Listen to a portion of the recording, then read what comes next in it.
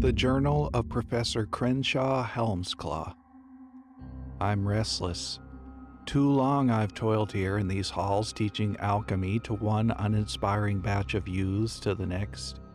If they only knew, though I'm certain they do not, the great powers that lay hidden deep beneath the surface of their rudimentary exercises. For it was through painstaking study I found certain forbidden truths, that within the elementary particles of life, woven inextricably into our very existence, there is within us all a terrible beast.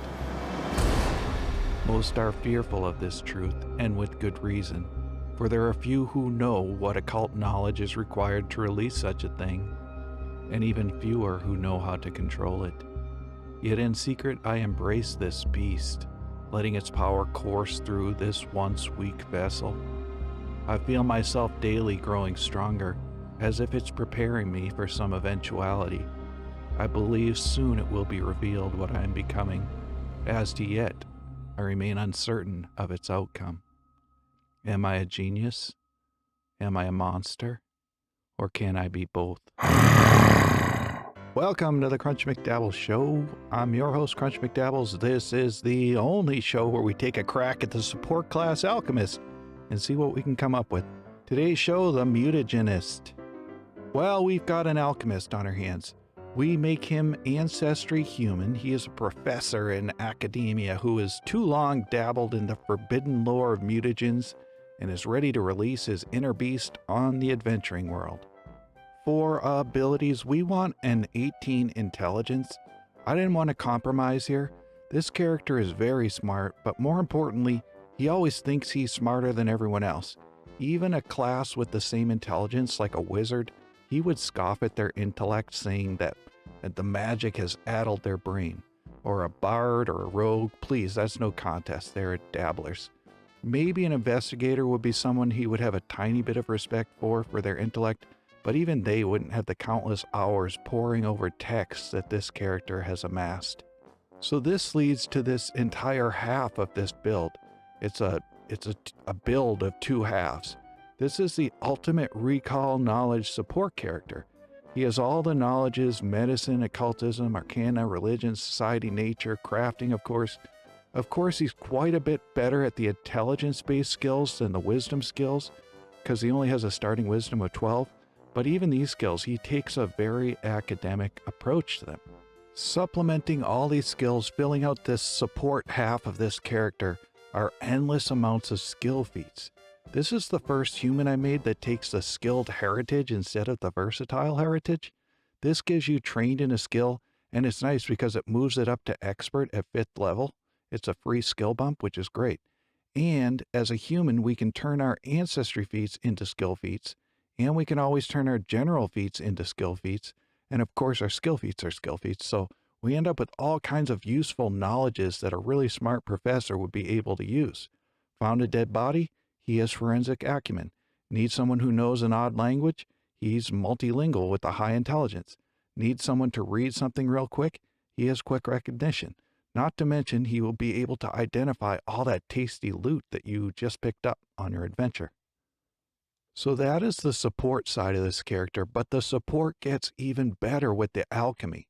He can make poisons, bombs, healing potions, mutagens, whatever the party needs for all kinds of situations. He's the support guy. That's the support half of this character. But we want more than that. We want to be more than just support. We want to be the beast too. We want to be able to get in there and tear up some bad guys. We've got mutagens, so we can take a bestial mutagen, and we're a mutagenist, so we can get claws and a bite attack, so we should be able to get in there and mix it up with all the other melees, right? But not exactly. In fact, the mutagenist is really underwhelming. Let's take a look. Now this is against a power attack fighter, the cream of the crop, an absolute assassin out there in the damage department. And we're taking that into account. We know we're not going to be as good as the fighter. We just want to be somewhere nearby. At first level, the fighter does a lot better. No surprise there. They start out as expert, and our mutagen is pretty weak at this point. So I'm not going to complain about that. And in the meantime, while that's going on, we're going to fill in a lot of support roles, and we'll still able to chip in some damage. So it's not bad at first level. I'm okay with that. At 8th level, things are looking really good. We take the feral mutagen feat, which is awesome. Our jaws and claws are deadly D10, which is great. And we can give up 1 AC to increase our damage dice by 1 step. That's awesome. All that's yes, please. I'll take that every time. And the numbers at level 8 are pretty good. We're getting a 1 better item bonus from our mutagen, and our strength scores have the same bonus, and we're only 1 step behind in proficiency. So the damage is actually comparable. It's actually pretty good. I can live with that. See, that to me seems like we're in the same ballpark. But then the wheels start to come off. By level 14, even with that deadly D10 unarmed attacks, and even with the attacks ratcheted up 1 die step, and even with the second and third attacks made with agile weapons, which decreases their multiple attack penalty, the fighter's power attack is just adding in too much damage to keep up. Now you can see the fighter has brutal finish and desperate finisher in there, but you can see the problem. The mutagenist is too far behind in the hit department to get much out of their criticals to take advantage of that deadly D10.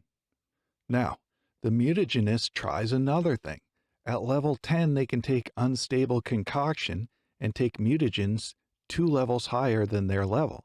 And since the mutagens already have a higher item bonus than the fighter's magic greatsword, there is a point at level 15 where the mutagenist can have a level 17 mutagen with the +4 item bonus compared to the fighter's lame +2 item bonus on their striking greatsword. Now, when you compare the mutagenist's first 2 attacks to the fighter's power attack, you're right in the ballpark, which is great. But this is a perfect scenario for the mutagenist, and it's going to disappear at the next level. And it's at the risk of blowing yourself up on the battlefield. And by level 20, you can see, even comparing the power attacks to the mutagenist's 2 attacks, the mutagenist is once again pretty far behind. And this doesn't even include that extra attack from weapon supremacy. So you are probably thinking, why don't we just multi-class into a fighter? Take the fighter dedication somewhere in there, and then we can just power attack just like the fighter. And with our D12 jaw attack, that'll be 1 nasty bite. And here's how that looks at level 14. You can see it's still not even that close.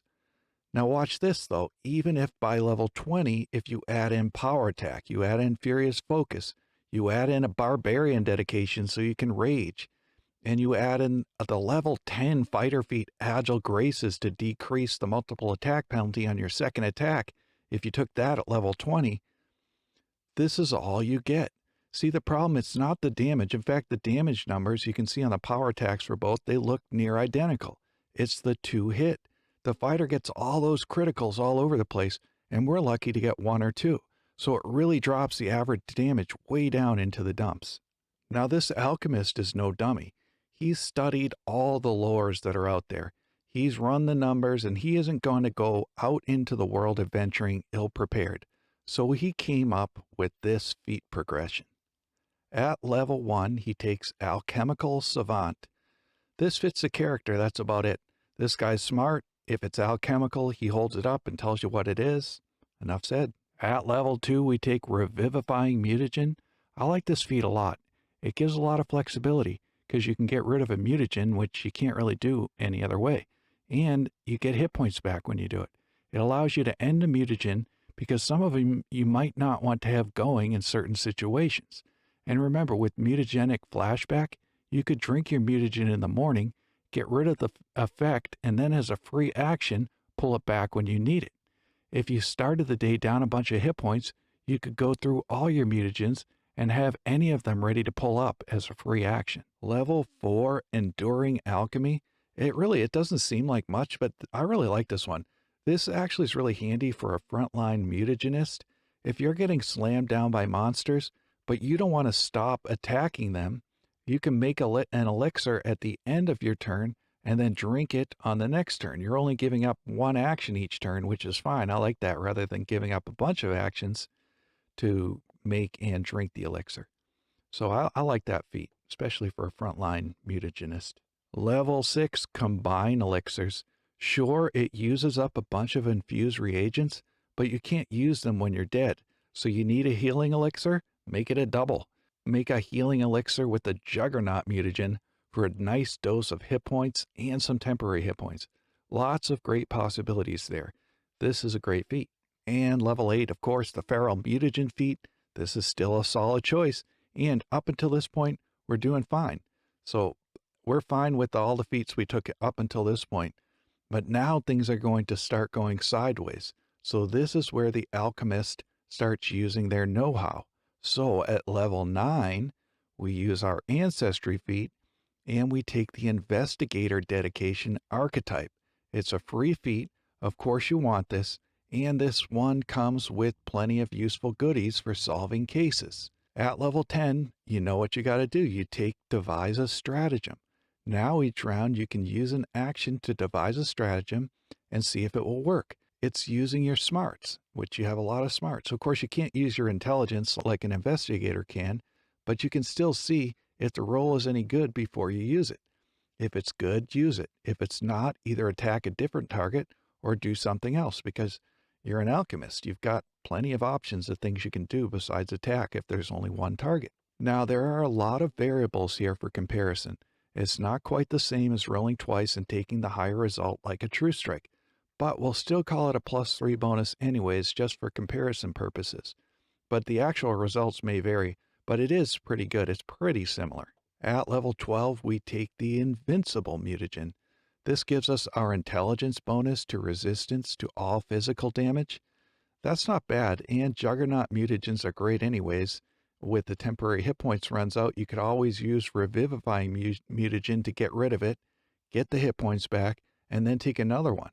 And remember, at level 13, with our greater field of discovery from our research field, we can be under the effects of 2 mutagens at the same time. So Bestial and Juggernaut seem like a good combination. And at level 14, we dip back into Investigator for a first or second level Investigator feat. And we take known weaknesses. I like this because it's part of the devise a stratagem action, so you're getting more out of something you're probably going to use every round anyways.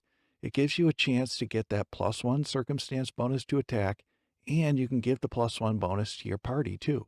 Now it's just on the first attack, and you have to crit at your recall knowledge check, but we're going to help ourselves out by improving our 2-hit even further. Also, along with this Alchemist takes Legendary Arcana skill boost at level 15, and at level 16 takes the skill feat Unified Theory. So now we can use Arcana for knowledge checks for religion, occultism, and nature. And 2 of those were wisdom based, and now we can use our intelligence for it. So that helps out a little bit for our devise a stratagem for those types of monsters. So now if we pull up the level 14 comparison, adding in a +3 for devise a stratagem, and giving up that 3rd attack because we need to use an action for devise a stratagem, it's a little better. Again, if you compare the 2 attacks from the mutagenist to the power attack from the fighter, we're right in the ballpark where we want to be. The fighter is doing a lot more damage overall in the round, but we're able to contribute some damage, and we have all those support abilities that the mutagenist has. But we want to kick this into overdrive. So at level 16, we take the fighter dedication, and at level 18, we take power attack, and at level 20, we take perfect mutagen, getting rid of all those penalties for the 2 mutagens we have burdening us all the time. And now, well, at least we can say our power attack, that big attack each round, it's just as good as the fighter's power attack. And that's something, well, at least that's something. When you add in all the other things this character can do, I'm pretty happy with that. The end result, well, the end result is pretty interesting. This character uses these bestial mutagens to get claws and jaws, but they never stop being the professor either. I didn't really see that coming.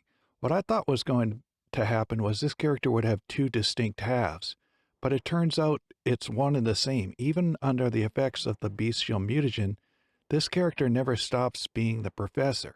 This mutagen doesn't affect their intellect at all. It makes them clumsy, but that's it. They're still thinking clearly and calling out stratagems, deciding which elixir to use next, and just generally being that incredibly versatile support character that the alchemist is, with a mutagenist twist. So overall, this was really fun. I wasn't a huge alchemist guy, but it turns out they're super fun and really interesting. I would now add in the Mutagenist into the discussion of best healer in the game. I think you could make that case. And that is it. I've been your host, Crunch McDabbles. This has been the Crunch McDabbles Show. Remember to drink your mutagens, because you're going to need to release the beast if you want to survive the dangerous world of Galarian.